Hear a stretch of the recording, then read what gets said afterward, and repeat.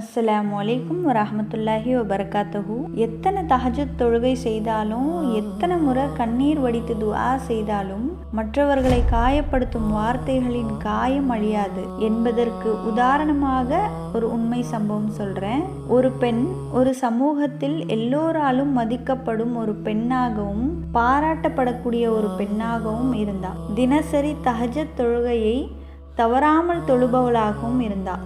மேலும் அவள் அல்லாஹ்விடம் கண்ணீர் வடித்து துவா கேட்பவளாகவும் இருந்தாள். அபூ ஹுரைரா ரலியல்லாஹு அன்ஹு அவர்கள் நபி ஸல்லல்லாஹு அலைஹி வஸல்லம் அவர்களிடம் வந்து இந்த பெண்ணை பற்றி சொல்லும்போது நபி ஸல்லல்லாஹு அலைஹி வஸல்லம் அவர்கள் சொன்னாங்க, அவள் நரகத்திற்கு செல்வாள் என்று.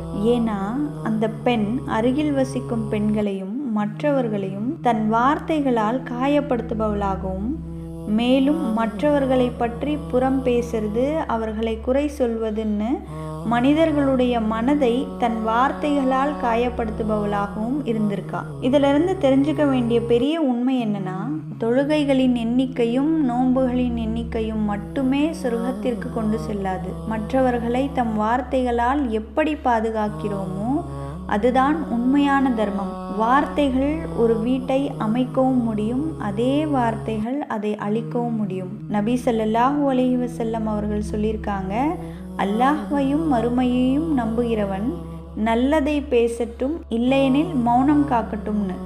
இன்ஷா அல்லாஹ் நம்முடைய ஈமான் என்பது வெளி தோற்றமாக இல்லாமல் நம் வார்த்தைகளையும் நம் இதயத்தையும் திருத்திக் கொள்வோம்.